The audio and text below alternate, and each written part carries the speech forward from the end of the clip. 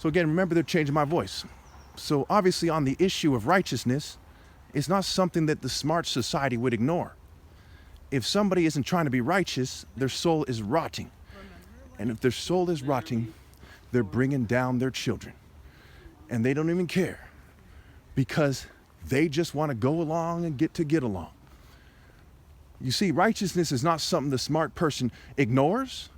It's not a small matter. It's not a polite suggestion by God Almighty.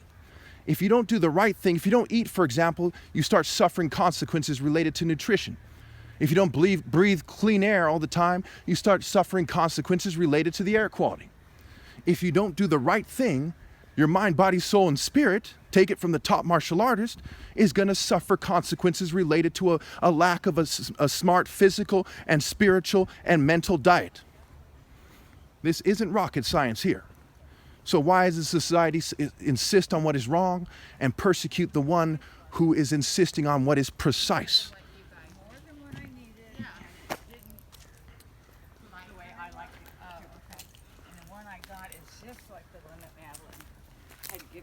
Yeah. Except a little bit bigger. Yeah. Anyway, so what is precisely right, okay, is restoring the moral order.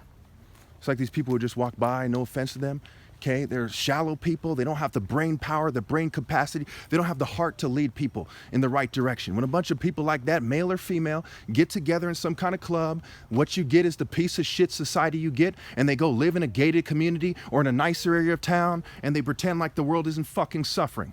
Okay, that's why in their own Bible in Proverbs 18:9, the Eastern Star people are supposed to read, Freemasons are supposed to read. It says one who's slack in his work is brother to one who destroys.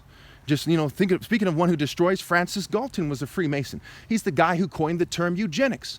And eugenics and social engineering and sexual sadism and scientific racism, things that Masons are famous for, are like the central problem in society. Is it a coincidence that so many presidents were Masons? And what other lowly dog social clubs were they in? Just inconsiderate filth that think that they're insignificant, wicked lives, who rejoice in the perverseness of evil, who pervert the course of justice. They think that their pathetic devil lives are greater than righteousness. And then they insist on righteous people being stifled, being suppressed and repressed. Just fucking dumb motherfuckers. You know what I'm saying? And every day on this planet, the planet is rotting thoroughly. It's rotting spiritually. The environment is suffering. The humans are suffering. A bunch of rich scum who abuse everybody don't want to admit that they're suffering. They want to pretend that they were the Egyptian pharaohs and shit, when denial is not a denial is not a river in Egypt. Okay? And the path to God isn't denial. It isn't white supremacy, isn't Jewish supremacy, it isn't LGBT supremacy, it isn't token minority supremacy, it isn't black or Hispanic or Asian. It's doing the right thing. Okay, we live in a society where people are bitch-ass motherfuckers that should be flogged to fucking death for their criminal indifference, their extreme negligence, okay, their extreme lack of having a heart. They don't care about what's right. Every day they insist on what's wrong by their actions. Okay, that's why the word heart is spelled he-art.